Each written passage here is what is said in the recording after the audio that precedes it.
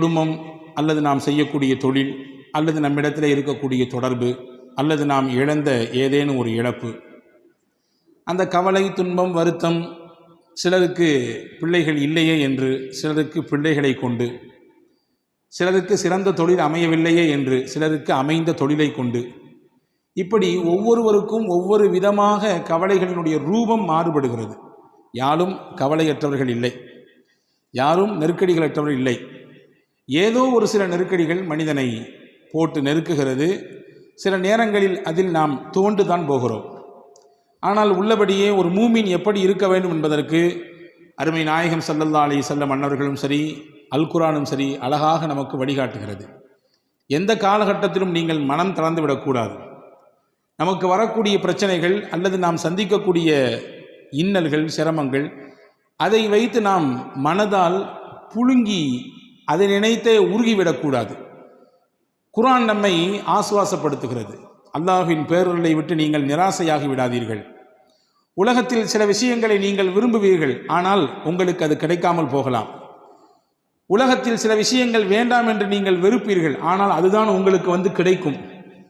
நீங்கள் நினைக்க வேண்டாம், நம்ம நினைச்சதுலாம் கிடைக்கலையே, நம்ம எது வேண்டாம்னு நினைச்சோமோ அதுவெல்லாம் கிடைக்குது அப்படின்னு நினைக்காதீங்க. அல்லாஹ் நம்முடைய நெற்றி பொட்டில் அடித்தால் போன்று சொல்கிறான், வல்லாஹு யஅலம் வ அன்தும் லா தஅலமூன். அல்லாஹ்வுக்கு தெரியும், படைத்தவன் அவன், உங்களுக்கு தெரியாது என்கிறான்.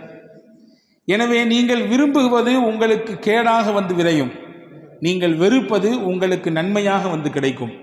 எனவே அல்லாஹ்வுக்கு தெரியும், உங்களுக்கு தெரியாது என்று அல்லாஹ் இந்த ஒற்றை வார்த்தையில் தன்னுடைய அற்புதமான வரிகளை முடித்துக் கொள்கிறான். நபிகள் பெருமானார் ஸல்லல்லாஹு அலைஹி வஸல்லம் உடைய வாழ்க்கையிலே இதற்கு எக்கச்சக்கமான உதாரணங்களை நம்மால் பார்க்க முடிகிறது. அன்பு பெருமக்களே, ஹஜ்ரத் சையதுனா தாவூத் அலைஹிஸ்ஸலாம் காலத்தில் நடந்த ஒரு நிகழ்ச்சியை நான் உங்களுக்கு தெரியப்படுத்துகிறேன். தாவூத் அலைஹிஸ்ஸலாம் இடத்திலே ஒரு பெண்மணி வந்தார்கள். வந்த பெண்மணி சொன்னாங்க, ரப்புக வாலிமுன் அம் ஆதிலுன். நபி தாவூத் அவர்களே, நீங்கள் இறைவனின் தூதர், உங்களுடைய ரப்பு அநியாயக்காரனா அல்லது நீதமானா? கேட்குற கேள்வி வித்தியாசமாக இருக்குல்ல. உங்களுடைய ரப்பு அநியாயக்காரனா இல்லது நீதம் செலுத்தக்கூடியவனா? என்னமா கேட்குற கேள்வி? நிச்சயமாக படைத்தவன் நீதத்திற்குரியவனாகத்தான் இருப்பான். எப்படி அவன் அநியாயக்காரனாக மாறுவான்? உன் கதை என்ன? ஏன் இப்படி உன்னை இந்த கேள்வியை கேட்க வைத்தது, என்ன விஷயம்னு கேட்டாங்க. அந்த பெண்மணி சொன்னார்கள், நான் ஒரு கணவனை இழந்த பெண். என்னுடைய கணவன் வஃபாத் ஆகிவிட்டார், இறந்து விட்டார். நான் ஒரு விதவை பெண். மட்டுமல்ல, யத்தீமான 3 பெண் பிள்ளைகளுக்கு தாய். நான் 3 பெண் பிள்ளைகள் நான் தான் பராமரிச்சுட்டு இருக்கிறேன். ஏதோ நான் செய்யக்கூடிய உழைப்பு, அதில் கிடைக்கக்கூடிய சொற்ப ஊதியம், அதை வைத்து எங்களுடைய கால்வயிறு அறவயிறு கஞ்சி குடித்து ஏதோ வாழ்க்கை ஓடிக்கொண்டிருக்கிறது. நான் செய்கிற வேலை என்னன்னா, நூலை எல்லாம் திரித்து, ஒரு நம்ம ஊர்களில் பழைய காலங்களில் கிராமங்களில் பார்க்க முடியும், தறி நெய்ப்பாங்க, அதுக்கு முன்னாடி நூல் திரிப்பாங்க. அந்த நூல் திரிப்பதற்கென்று ஒரு பெரிய கம்பி வச்சுருப்பாங்க. அப்படி நூல்கள் எல்லாம் மொத்தமாக அதில் கோர்த்து அதற்கடுத்து தான் கொண்டு நெசவு செய்வதற்கு தறிக்கு ஏற்றுவார்கள். இப்படி நான் நூலை எல்லாம் சரி செய்து திரித்து திரித்து திரித்து திரித்து அந்த பெரிய ஒரு இரும்பு கம்பியிலே நான் மொத்தமாக சேர்த்து வைத்துக் கொள்வேன். திரித்த நூல்களை எல்லாம் கொண்டு போய் கடை வீதியில் போய் அதில் கொஞ்சம் லாபத்தை வைத்து விற்று அதில் வரக்கூடிய காசை வைத்து என்னுடைய வயிற்றையும் என் பிள்ளைகளுடைய வயிற்றையும் கழுகி வருகிறேன். நேற்றைய நாள் நான் நூலை திரித்து எடுத்து பஜாரிலே கொண்டு விற்கலாம் என்று போனால், திடீரென்று எங்கிருந்தோ ஒரு பெரிய கழுகை போன்று உண்டான அமைப்பில் ஒரு பறவை அந்த நூலையும் அந்த மொத்த இரும்பு கம்பியையும் மொத்தமாக தூக்கிவிட்டு போய்விட்டது. என் முதலே போச்சு, என்னுடைய வியாபாரமும் போச்சு, அதற்கான முதலும் போச்சு. நான் இனிமேல் எப்படி வியாபாரம் பண்ணுறது? எங்களுடைய குடும்பத்தை, என்னுடைய அனாதையான பிள்ளைகளை எப்படி நான் அவர்களுக்கு சாப்பாடு கொடுப்பது? பசியோடு பட்டினியோடு நிற்கிறேன். எனவே தான் நான் கேட்டேன், நாங்கள் இப்படி தானே இவ்வளோ கஷ்டப்பட்டு சம்பாதிக்கிறோம், கொஞ்சம் கொஞ்சம் தானே சம்பாதிக்கிறோம், அந்த காவயிறு அறவயிறு சாப்பாடு தானே நாங்கள் போய்கிட்டு இருக்குது, இது கூட உங்கள் இறைவனுக்கு பிடிக்கலையா? அநியாயமா இது? எனவே தான் நான் கேட்டேன் என்று அந்த அம்மா சொல்லிச்சு. அதாவது தாவூத் அலைஹிஸ்ஸலாம் சொன்னாங்க, கொஞ்சம் பொறுமையா இருமா, எதை செய்தாலும் அல்லாஹ் அதற்கு நியாயம் வைத்திருப்பான். மூமீன்கள் பொதுவாக நமக்கு வலுதரக்கூடிய வசனங்கள் நிறைய இருக்குது குர்ஆனிலே. அதிலே ஒரு விஷயம்தான், ஒரு வசனம்தான் நம்ம எல்லாருக்கும் தெரிந்த ஒரு அத்தியாயம், சூரத்து அலம் நஷ்ரஹ். அந்த அலம் நஷ்ரஹிலே அல்லாஹு தஆலா நீங்கள் கவனித்து பார்த்திருப்பீர்கள், ஒரு விஷயத்தை 2 தடவை மடக்கி மடக்கி சொல்றான். பார்த்துருக்கீங்களா? இன்ன மஅல் உஸ்ரி யுஸ்ரன், இன்ன மஅல் உஸ்ரி யுஸ்ரா. ஒரே கருத்து தான், ஒரே வார்த்தை தான், அல்லாஹ் 2 தடவை சொல்றான். திருக்குர்ஆனில் 6200 சொச்சம் வசனங்கள் இருக்கிறது. ஒரு சில அறிவிப்புகளிலே கூடுதல் குறைவு. ஆனால் எந்த வசனமும் தேவையற்றது, இது அதிகப்படி, இது இந்த இடத்துல சொல்லாமல் தான் நல்லா இருக்கும் அப்படின்னு எதையும் சொல்ல முடியாது. திருக்குர்ஆனின் ஒவ்வொரு எழுத்தும் ஒவ்வொரு வசனங்களும் அர்த்தம் உள்ளது, வீணானது இல்லை. அப்படி என்றால் ஏன் ஒரு வசனத்தை அல்லாஹ் 2 தடவை சொல்ல வேண்டும்? ஒரே கருத்தை ஏன் 2 தடவை மடக்கி சொல்ல வேண்டும் என்றால், அறிஞர்கள் சொல்கிறார்கள், உங்களுக்கு அல்லாஹ் ஒரு கஷ்டம் கொடுத்தால் 2 சந்தோஷம் தருவான்.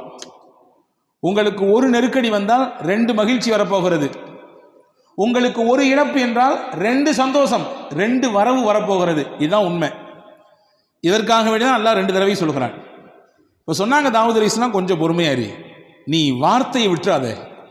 சில சமயங்களில் கோபத்தில் அல்லது ஏதாவது ஒரு பதட்டத்தில் வார்த்தையை விட்டு விடுகிறோம், விட்டு அதற்கு பின்னால் யோசிக்கிறோம், தவிக்கிறோம். ஆஹா, அப்படி சொல்லிட்டு கூடாதே என்று நினைக்கிறோம். தாவூத் அலைஹிஸ்ஸலாம் கொஞ்சம் பொறுமையாரிமா, கொஞ்சம் உட்காருமான்னாங்க. ஒரு ஓரத்தில் உட்கார்ந்தாங்க அந்த அம்மா. கொஞ்ச நேரத்தில் திடீரென்று ஒரு 10 வியாபாரிகள் வந்தார்கள். வந்தவர்கள் தாவூத் அலைஹிஸ்ஸலாம் இடத்திலே வந்து, நாங்கள்லாம் கடல் வணிபம் செய்யக்கூடியவர்கள், கடலில் போய் முதல்ல போட்டு எடுத்து வந்து சரக்கு எடுத்து வந்து ஊரில் விற்பனை செய்யக்கூடியவங்க. அப்படி நாங்கள் வியாபார சரக்குகளை எல்லாம் வாங்கிட்டு ஒரு சின்ன படகிலே நாங்கள் ஏறி வந்து கொண்டிருந்தோம். வந்து கொண்டிருக்கக்கூடிய சமயத்திலே கடுமையான காற்று, கடுமையான அனல் பறக்கக்கூடிய சூறாவளி காற்று. அந்த சூறாவளி காற்றிலே நாங்கள் வந்து அந்த சின்ன படகு அங்கிட்டும் இங்கிட்டும் சாய்கிறது. எங்களுக்கு பயம், நாங்களும் மொத்தமாக மூழ்கி போவோமோ அல்லது நாங்கள் கொண்டு வந்த மொத்த சரக்கும் வீணாய் போய்விடுமோ. சரி, சரக்கு போனாலும் பரவாயில்ல, உயிர் காப்பாற்றப்படணுமே. சரக்கு போனாலும் அடுத்து சம்பாதிச்சுக்கலாம், எங்க உயிர் போச்சுன்னா. உடனே நாங்கள் 10 பேரும் சேர்ந்து அல்லாஹ்விடத்திலே ஒரு நியத் செய்தோம். நதிர் என்று சொல்வார்கள் அரபியிலே. இதற்கு தமிழிலே புரிவதாக சொன்னால் நேரிச்சை. அல்லாஹ்விற்காகவே நாங்கள் நேரிச்சை செய்தோம். என்ன நேரிச்சை செய்தோம்? இறைவா, இந்த கஷ்டத்திலிருந்து எங்களை நீ காப்பாற்றி விட்டால், இந்த சிரமத்திலிருந்து எங்களை நீ மீட்டெடுத்து கொண்டு வந்து கரை சேர்த்தால், எங்களிலே தலைக்கு ஒருவர் 100 தங்க காசு, தலைக்கு 100 தங்க காசு என்ற வீதத்திலே 1000 தங்க காசுகளை உன்னுடைய பாதையிலே நாங்கள் சதகா செய்வோம் என்று நியத் செய்தோம். நியத் செய்து அல்லாஹ்விடத்திலே துவா செய்தோம். ஒன்றை நீங்கள் ஆழமாக எப்பொழுதுமே உள்வாங்கிக் கொள்ள வேண்டும். நம் மனதிலே எப்பொழுதும் இந்த வார்த்தை இருக்க வேண்டும். நாம் கேட்கிற எந்த துவாவும் வீணாகாது. வாழ்க்கையில் எந்த துவாவும் வீணாகாது. கிடைப்பதற்கு முன்பின் ஆகலாம். கிடைப்பதற்கு இந்த மாதம் கேட்டது அடுத்த மாதம், அல்லது இன்னும் 4 மாதம் கழிச்சு, அல்லது 1 வருஷம், அல்லது 4 வருஷம் கிடைக்கும். வீணாகாது, துவா வீணாகாது. நிச்சயமாக அல்லாஹ் அந்த துவாவிற்கு பதில் தருவான். ஏதோ ஒரு ரூபத்தில் தருவான். ஒன்று கேட்டதை கொடுப்பான், இல்லை என்றால் அந்த துவாவின் மூலமாக நமக்கு வர இருக்கிற ஆபத்தை பாதுகாப்பான். சொல்லி கேட்டிருக்கமா இல்லையா? நிமிஷத்தில் என் தலையே போயிருக்கும். நிமிஷத்தில் அந்த ஆக்சிடென்ட்ல நான் விழுந்திருப்பேன். 1 செகண்ட் தான், எப்படியோ தப்பிச்சேன். அது யாரோ செய்த துவா அல்லது நாம் வாழ்க்கையிலே முன்னால் செய்த துவா. துவா வீணாகாது. இந்த 10 பேரும் துவா செய்கிறார்கள், யா அல்லாஹ் எங்களை காப்பாற்றி விட்டால் நிச்சயமாக நாங்கள் தலைக்கு 100 திர்ஹம், 100 தங்க காசு என்ற வீதத்திலே 1000 தங்க காசுகளை உன்னுடைய பாதையிலே நாங்கள் சதகா செய்வோம். நீயத் செஞ்சிட்டா, நேர்ச்சி செஞ்சிட்டா செஞ்சிடணும், அதிலே மாற்றம் இல்லை. கிடைச்ச பின்னாடி கொஞ்சம் கம்மியாக கொடுக்கறது அல்லது கொஞ்சம் தாமதிக்கிறது அல்லது அது தவணையில் போடுறது, இதுவெல்லாம் தப்பு. நேர்ச்சை என்று செய்துவிட்டால் உடனடியாக அதை நிறைவேற்றிவிட வேண்டும். இது மார்க்கம் சொல்லக்கூடிய ஒரு சட்டம். இப்படி துவா செய்துவிட்டு கொஞ்ச நேரத்தில் பார்த்தோம், எங்கிருந்தோ ஒரு பெரிய பறவை வந்தது. அந்த பறவையினுடைய அழகிலே ஒரு பெரிய இரும்பு கம்பி வைத்திருந்தது. அந்த கம்பி நிறைய நூட்கள் சுத்தப்பட்டிருந்தது. கரெக்டாக நாங்கள் இருந்த அந்த கப்பலில், அந்த சின்ன படகிலே கொண்டு அது போட்டுவிட்டு போயிடுச்சு. எங்களுக்கு கிடைச்சது பெரிய பாக்கியமாக இருந்துச்சு. ஏன்னா நாங்கள் பயணித்தது ஒரு சின்ன படகு. அந்த படகிலே நங்கூரம் கூட இடுவதற்கு எங்களிடத்தில் எதுவும் இல்லை. அதை கொண்டு நாங்கள் கடலிலே நங்கூரமிட்டோம். அங்கும் இங்கும் ஆடிக்கொண்டிருந்த எங்களுடைய படகு ஆட்டமில்லாமல் நிசப்தமானது. எங்களை அல்லாஹ் பாதுகாத்தான். இதோ நாங்கள் கரை வந்து விட்டோம். இப்பொழுது நாங்கள் செய்த நேரிச்சையை நிறைவேற்ற வந்திருக்கிறோம். இந்தாங்க நபியே தாவூத் அலைஹிஸ்ஸலாமே, 1000 தங்க காசுகள் யாருக்கு தேவைப்படுகிறதோ அதை நீங்கள் செய்யுங்கள், கொடுத்து விடுங்கள். என்று சொல்லிவிட்டு கப்பு சிப்புன்னு போயிட்டாங்க அந்த 10 வியாபாரிகளும். சிரித்து கொண்டே தாவூத் அலைஹிஸ்ஸலாம் அந்த பெண்ணை கூப்பிட்டாங்க, வான்னு கூப்பிட்டாங்க. நீ தானே கொஞ்ச நேரத்துக்கு முன்னாடி வந்து அரப்புக்க லாலிமுன் அம் ஆதிலுன், உங்களுடைய ரப்பு அநியாயக்காரனா நீதவானா என்று நீங்கள் தானே கேட்டீர்கள். ஆமா, நான் தான் கேட்டேன். அல்லாஹ் உன்கிட்ட இருக்கக்கூடிய இந்த நூல் கண்டையும் இந்த இரும்பையும் தூக்கி விட்டு அல்லாஹ் உனக்கு என்ன கொடுக்க நாடிருக்கான் தெரியுமா? இந்த 1000 தங்க காசை கொடுக்க நாடிருக்கிறான். இந்த 1000 தங்கத்தை உனக்கு தரத்தான், இந்த 1000 ரூபாயை உனக்கு தரத்தான் அல்லாஹ் அதை எடுத்தான். இந்த வச்சுக்கோ, இதுக்கு தகுதியான ஆள் நீதான், நீதே இதை பயன்படுத்து, உன் பிள்ளைகளுக்கு கொண்டு போய் இதை கொடு, உணவு வாங்கி கொடு, உங்களுடைய வாழ்க்கைக்கு தேவையானதை இதை வைத்து பயன்படுத்திக் கொள் என்று தாவூத் அலைஹிஸ்ஸலாம் அந்த பெண்ணிடத்திலே சொல்லி அனுப்பியதாக ஒரு வரலாற்று செய்தி இருக்கிறது. அன்பு சகோதரர்களே, எந்த காலகட்டத்திலும் இதுதான் மூமியின் நம்பிக்கை. எந்த ஒரு நெருக்கடியான நிலை வந்த பொழுதிலும் கூட நாம் மனம் தளர்ந்து விடக்கூடாது. உறுதியான எண்ணத்தோடு அல்லாஹ் இருக்கிறான் என்ற நினைப்போடு நாம் பயணிக்க வேண்டும் என்பதை தான் இஸ்லாம் அழகாக நமக்கு கற்றுத்தருகிறது. ரசூலுல்லாஹி ஸல்லல்லாஹு அலைஹி வஸல்லம் சொல்வார்கள், அஜபன் லி அம்ரில் மூமின், ஒரு மூமினுடைய விஷயம் எல்லாமே ஆச்சரியமாக இருக்கிறது. இன்ன அம்ரஹு குல்லஹு கைருன், அவர் செய்கிற எல்லா விஷயமே அவருக்கு நலவாகத்தான் வந்து விடுகிறது. வலைஸ தாலிக இல்லா லிமூமின், மூமினுக்குத்தான் அல்லாஹ் இப்படியான ஒரு பாக்கியத்தை தந்திருக்கிறான். என்ன? இன் அசாபத்துஹு சர்ராஉ ஃபஷக்கர ஃபகான கைரன் லா, அந்த மனிதனுக்கு ஏதாவது ஒரு சந்தோஷமான நிகழ்ச்சி நடந்தால், மகிழ்ச்சிகரமான செய்தி நடந்தால் அல்லாஹ் அவருக்கு சுக்ரியா செய்கிறார், நன்றி செலுத்துகிறார். யா அல்லாஹ், நான் நினைத்ததை போன்று என்னுடைய வியாபாரம் போய் கொண்டிருக்கிறது, லாபகரமான நிலை, நல்ல ஒரு முன்னேற்றம், நான் நினைத்தது போன்று உண்டான குடும்ப அமைப்பு, நான் நினைத்ததை போன்று உண்டான என்னுடைய பிள்ளைகளுடைய எதிர்கால திட்டமிடுதல் எல்லாம் சிறப்பாக போயிட்டு இருக்கு. யா அல்லாஹ், உனக்கே எல்லா புகழும், நன்றி. அல்லாஹ்வின் தூதர் சொன்னார்கள், ஃபகான கைரன் லா, அவருக்கு சந்தோஷம், உடனே நன்றி செலுத்தினார், அல்லாஹ் அவருக்கு அதை நன்மையாக மாற்றுகிறான். வைன் அஸாபத்துஹு லர்ரா, அவருக்கு ஏதாவது ஒரு தீங்கு ஏற்பட்டு விட்டால், கவலை ஏற்பட்டு விட்டால், மனதால் ஏதாவது துவண்டு விடக்கூடிய விஷயங்கள் நடந்து விட்டால், ஃபஸபர, அதிலே பொறுமையாக இருக்கிறார், எல்லாம் அல்லாஹ்வுடைய நாட்டம் என்று பொறுமை காக்கிறார். ஃபகான கைரன் லா, அந்த பொறுமை காக்கக்கூடிய விஷயமும் அவருக்கு நன்மையாக மாறுகிறது என்று நபிகள் பெருமானார் ஸல்லல்லாஹு அலைஹி வஸல்லம் அவர்கள் சொல்லித்தரக்கூடிய விஷயத்தை நாம் பார்க்கிறோம். எனவே அன்பர்களே, இன்னைக்கு கவலையினுடைய உச்சகட்டத்திலே மனிதர்கள் வாழ்வதை பார்க்கிறோம். WHO என்று சொல்லக்கூடிய வேர்ல்டு ஹெல்த் ஆர்கனைசேஷன் அது சொல்லுகிறது, உலகத்தில் எது பெரிய நோய், பெரிய நோயாக எது இருக்கிறது, இதய சம்பந்தப்பட்ட நோயா அல்லது புற்றுநோயா அல்லது வேற ஏதாவது ஸ்ட்ரோக் மாதிரி உண்டான விஷயமா? கிடையாது. ஸ்ட்ரெஸ் தான் பெரிய நோய், கவலை தான் பெரிய நோய். கவலை தான் எல்லா நோய்களுக்கும் மூலதனம் என்று சொல்கிறது. சிறுவர்களிலிருந்து பெரியவர்கள் வரை கவலையினால் பாதிக்கப்படுவதை பார்க்கிறோம். அப்படிப்பட்ட கவலையில் இருக்கக்கூடியவர்களுக்கு மாணவி ஸல்லல்லாஹு அலைஹி வஸல்லம் எந்த மாதிரியான போதனைகளை தந்திருக்கிறார்கள் என்பதை நாம் கவனிக்க வேண்டும். எனவே கவலை ஒரு மனிதனுக்கு உச்சகட்டமாக கூட கூட நல்ல நிலையில் இருப்பவரும் கூட சில நேரங்களிலே கொஞ்சம் தடுமாறி விடுகிறார் இல்லையா? பெரும் பெரும் பிரபலங்கள், பெரிய பெரிய துறை சார்ந்த வல்லுநர்கள், பெரிய பட்டதாரிகள், அவர்கள் கூட கடைசியிலே தனக்கு ஏற்படக்கூடிய இறுக்கத்தினாலே தன் வாழ்க்கையே முடிக்கக்கூடிய எல்லைக்கு போய் நிற்கிறார்கள். ஆனால் மார்க்கம் அதற்கு ஒருபொழுதும் அனுபவிக்கவே இல்லை. அல்லாஹ் அல் குர்ஆனிலே அழகாக சொன்னான். இந்த வசனங்கள் எல்லாம் நம்முடைய உள்ளத்திலே எழுதி வைக்கப்பட வேண்டிய வசனங்கள். வலனபுலுவன்னகும் பிஷைஇம் மினல் ஹௌஃப் வல்ஜூஇ வனக்ஸிம் மினல் அம்வால் வல்அன்ஃபுஸி வஸ்ஸமராத், உங்களை நாம் சோதிப்போம். எப்படி எல்லாம் சோதிப்போம்?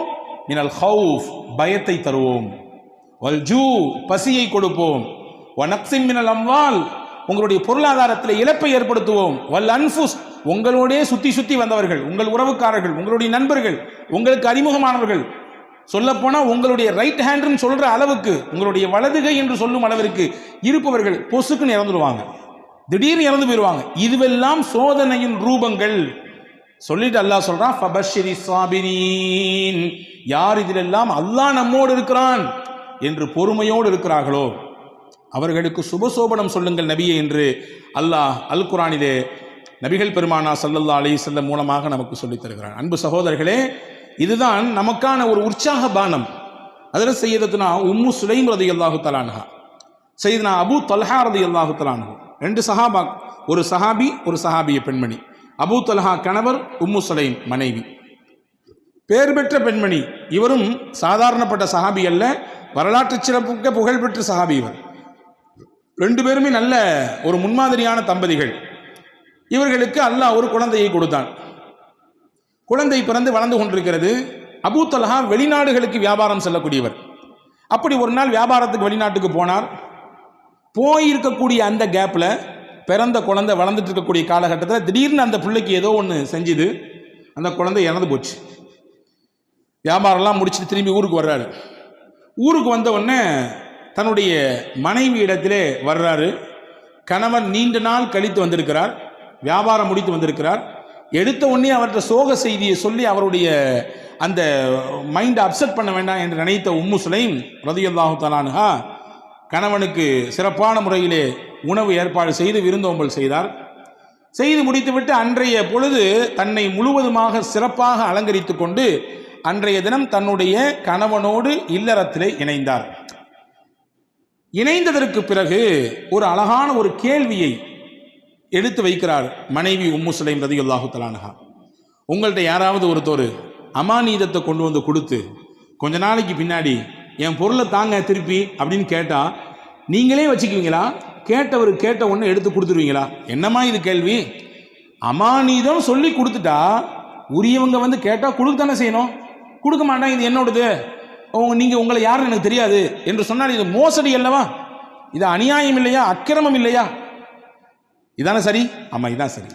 உம்மு சுலைம் ரலியல்லாஹு தஆலா அன்ஹா தன்னுடைய கணவனிடத்திலே சொன்னார்கள், அல்லாஹ் நமக்கு அமானிதமாக பிள்ளையை தந்தான், கொடுத்தவனை எடுத்துக்கொண்டான். கொடுத்தவனை எடுத்துக்கொண்டான். நம்முடைய சக்தி எங்கே இருக்கிறது? அல்லாவின் சக்தியாச்சே. எனவே இன்னைக்கு எந்த குறையும் இல்லை, எல்லாம் பெர்ஃபெக்ட், 100%. கணவனுக்கும் எந்த பிரச்சனையும் இல்லை, மனைவிக்கும் எந்த பிரச்சனையும் இல்லை. குழந்தை ஏன் இல்லை? அல்லாஹ் நாடவில்லை, அவ்வளவுதான். இதுதான் உண்மை. எனவே நாம் புரியக்கூடாது நம் சக்தியின் மூலமாகத்தான் பிள்ளை, நம்முடைய ஆற்றல், நமக்கு இருக்கிறது ஆண்மை. இல்லை இல்லை இல்லை, கிடையவே கிடையாது. ஹஜ்ரத் உம்மு சுலைம் சொன்னாங்க, கொடுத்தவன் அல்லாஹ், அவனே எடுத்துக்கிட்டான் திருப்பி. அபூ தல்ஹா ஆடி போய் விட்டார். மறுநாள் காலில் போய் அழுதுகிட்டே கண் கலங்கிட்டே ரசூலுல்லாஹ்ட்ட போனார். யார் ரசூலல்லாஹ், செய்தியை கேட்டீங்களா? வெளியூருக்கு போயிட்டு வர்றதுக்குள்ள பிள்ளை இறந்து போச்சு. அது மட்டும் இல்லை, இந்த செய்தியை என் அந்த அம்மா எப்போ சொன்னாங்க தெரியுமா? எவ்வளோ தாமதித்து சொன்னாங்க தெரியுங்களா? எனக்கு வருத்தம் தானே இது என்று ஹஜ்ரத் அபூ தல்ஹா ரலியல்லாஹு அன்ஹு ரசூலுல்லாஹ்விடத்திலே சொன்ன பொழுது ரசூலுல்லாஹ் அழகாக ஒரு துஆ செய்தார்கள். பாருங்கள், நபியினுடைய துஆவுக்குரிய சக்தியை பாருங்கள். அல்லாஹ் நமக்கு எடுத்த விஷயத்திலே நாம் கொஞ்சம் பொறுமையாக இருந்தால் தரக்கூடிய பிரதிபலன் நம்மை ஆச்சரியப்படுத்தும், நம்மை அப்படி மெய்சிலிர்க்க வைக்கும். ரசூலுல்லாஹ் அழகா ஒரு துஆ செஞ்சாங்க. பாரக்கல்லாஹு ஃபீ காபிரி லைலத்திகுமா, அல்லாஹ் நீங்கள் நேற்று இரவிலே இணைந்தீர்களே அந்த இணைப்பிலே அல்லாஹ் பரக்கத் செய்வானாக. நீங்கள் இரவு நேற்று நீங்கள் கணவன் மனைவி இணைந்தீர்கள், அந்த இணைப்பில் அல்லாஹ் பரக்கத் செய்வானாக. அல்லாஹ் பரக்கத் செய்தான். அழகான ஒரு குழந்தை பிறந்தது. அந்த குழந்தைக்கு ஹஜ்ரத் ரசூலுல்லாஹ் தான் பேர் வச்சாங்க, அப்துல்லான்னு. வரலாற்று எழுதுகிறார்கள், அந்த அப்துல்லாவுக்கு பிறந்த எல்லா பிள்ளைகளுமே சீதேவியாக வாழ்ந்தாங்க. பெரிய கல்வியாளராக, குர்ஆனிலே மிகப்பெரிய தேர்ச்சி பெற்றவர்களாக, ஞானவான்களாக, மிகப்பெரிய செல்வாக்கு மிக்கவர்களாக அவர்கள் வாழ்ந்தார்கள் என்பதாக வரலாற்று குறிப்புகள் இருக்கிறது. அப்போ அல்லாஹ் ஒரு விஷயத்தை எடுக்கிறான்னா நம்ம கலங்கக்கூடாது, நம்பிக்கை இழந்துடக்கூடாதுங்கிறத ரப்புல் ஆலமீன் அல்லாஹு தாலா எவ்வளவு அழகாக நமக்கு எடுத்து வைக்கிறான். அதாவது சய்யிதத்துனா ஆயிஷா ரலியல்லாஹு தஆலா அன்ஹா வரலாற்றில் நீங்கள் தெரிந்து கொள்ள வேண்டிய முக்கியமான செய்தி இது. திருக்குர்ஆனிலே நூர் என்ற ஒரு அத்தியாயம் இருக்கிறது. நிச்சயமாக நாமும் படிக்க வேண்டும், வீட்டிலே இருக்கக்கூடிய பெண்களுக்கெல்லாம் படிப்பிக்க வேண்டும். அற்புதமான அத்தியாயம். அதில் சய்யிதனா உமர் ரலியல்லாஹு அன்ஹு சொன்னார்கள், அல்லிமூ நிசாக்கும் சூரத்தன் நூர், உங்கள் வீட்டிலே இருக்கக்கூடிய பெண்களுக்கெல்லாம் சூரா நூரை சொல்லிக் கொடுங்கன்னா. பெண்களுக்கு தேவையான அத்தனை விஷயங்களையும் அல்லாஹ் சொல்லுகிறான். எங்க ஹஜ்ரத் ஓதுறதே பெருசா இருக்குது, எங்கிட்டு போய் அதுலேருந்து படிச்சு கொடுக்குறது, அதுலேருந்து இல்லை கருத்தை எப்படி உள்வாங்கிக் கொள்வது, அவ்வளவு செய்திகள் இருக்குது. சின்ன சூறா தான். ஒவ்வொரு வீட்டிலும் இருக்கக்கூடிய பெண்கள் வாசிக்க வேண்டிய, பெண்கள் உள்வாங்கக்கூடிய, பெண்கள் தங்கள் வாழ்க்கையில் செயல் வடிவம் கொடுக்க வேண்டிய விஷயங்களை அல்லாஹ் அதிலே பதிவு செய்கிறான். அதிலே முக்கியமான ஒரு செய்தி இருக்கிறது. இஃப்க ஆயிஷா என்று சொல்வார்கள். அல்லாஹு தாலா அதில் சய்யிதனா முஹம்மது ரசூலுல்லாஹி ஸல்லல்லாஹு அலைஹி வஸல்லம் உடைய துணைவியார் விஷயத்திலே ஏற்பட்ட ஒரு அவதூறு, அந்த அவதூறை களைவதற்காக வேண்டி அல்லாஹ் ஒரு 10 வசனத்தை தந்தான். என்ன அவதூறு? நான் பலமுறை உங்களுக்கு சொல்லியிருக்கிறேன், ஞாபகம் இருக்கலாம். நான் ஒரு கோடு மட்டும் போட்டு காட்டுகிறேன். போருக்கு போய் திரும்பி வரக்கூடிய நேரத்தில் எல்லாரும் போய்விட்டார்கள். ஹஜ்ரத் ஆயிஷா அம்மாவட்டும் சுய தேவையை முடிச்சுட்டு வர்றதுக்குள்ளார எல்லாரும் காலி. கடைசியில எல்லாத்தையும் பார்க்கறதுக்காக நியமிக்கப்பட்டவர், ஏதாவது தவறவிடப்பட்டதா என்பதை பார்ப்பதற்கு நியமிக்கப்பட்ட சஃப்வான் மட்டும்தான் இருந்தார். ரசூலுல்லாஹி ஸல்லல்லாஹு அலைஹி வஸல்லம் அன்பு தோழர் சஹாபி ரலியல்லாஹு அன்ஹு. இவங்க ஆயிஷா அம்மாவை கண்டு ரசூலுல்லாஹ்வுடைய துணைவியார் என்பதை உறுதி செய்து தான் வந்த ஒட்டகையை அமர்த்தி வைத்து அதில் மேலே ஆயிஷா அம்மாவை உட்கார வச்சு கீழே பிடிச்சிட்டு நடந்து வந்தாங்க. ஒட்டகத்தினுடைய கயிறை பிடித்து கொண்டு நடந்து வந்தார்கள்.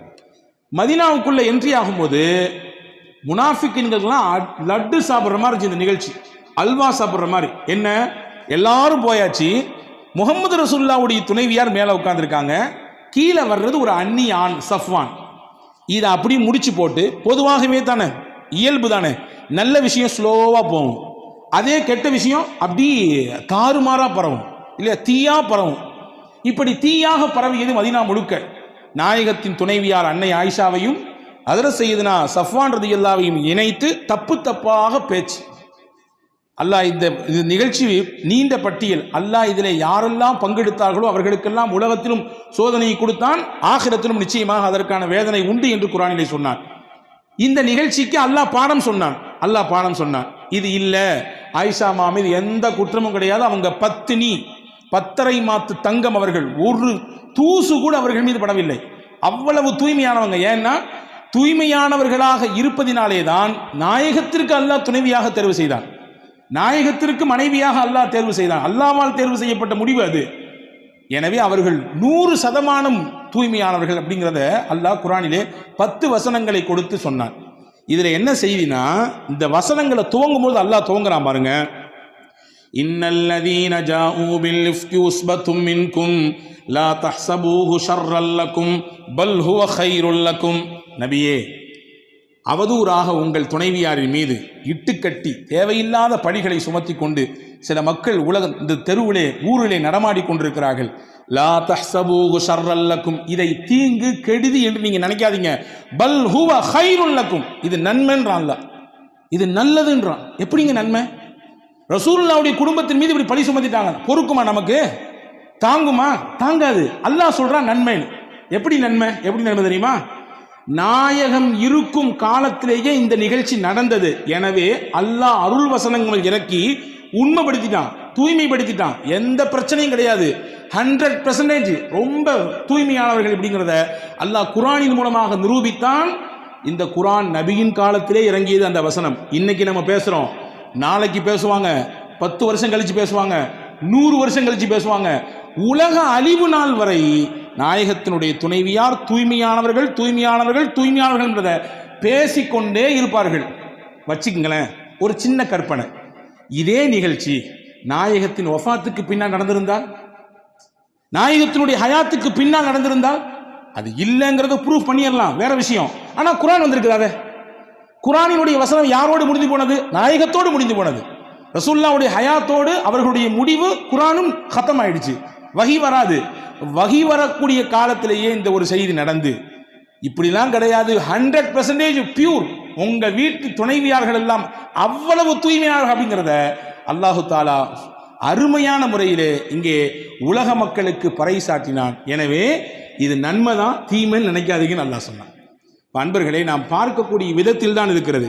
நமக்கு வரக்கூடிய விஷயங்கள் எப்படியானது என்பதை நாம் பார்க்கிற விஷயத்தில் தான் இருக்கிறது.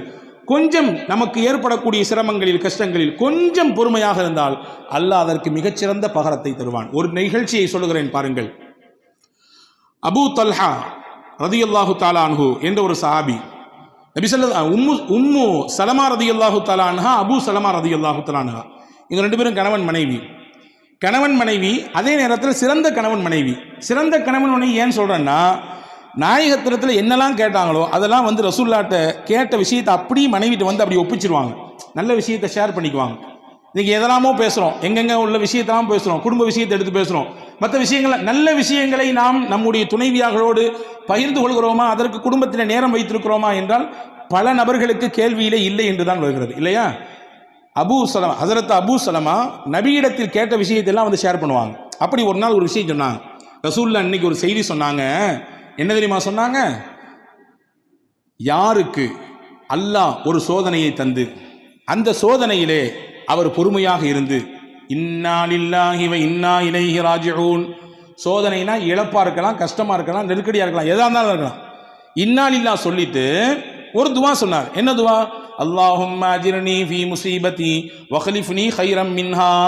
யா அல்லாஹ், எனக்கு இந்த இழப்பு ஏற்பட்டிருக்கு, இந்த கஷ்டம் ஏற்பட்டிருக்கு, இதுக்கு நீ தான் கூலி தரணும், நான் இழந்ததை விட சிறந்த பகரத்தை நீ எனக்கு தரணும் என்று ஒருவர் துவா செய்தால் அல்லாஹ் அவருக்கு ஏற்பட்ட இழப்புக்கும் கூலி கொடுப்பான், அவர் இழந்ததை விட மிகச்சிறந்ததையும் கொடுப்பான் அப்படின்னு ரசூலுல்லாஹ் சொன்னாங்கம்மா அப்படின்னு சொல்லி ஹஜ்ரத் அபூ சலமா உம்மு சலமா ரலியல்லாஹு இடத்திலே சொல்லி கொடுத்தாங்க.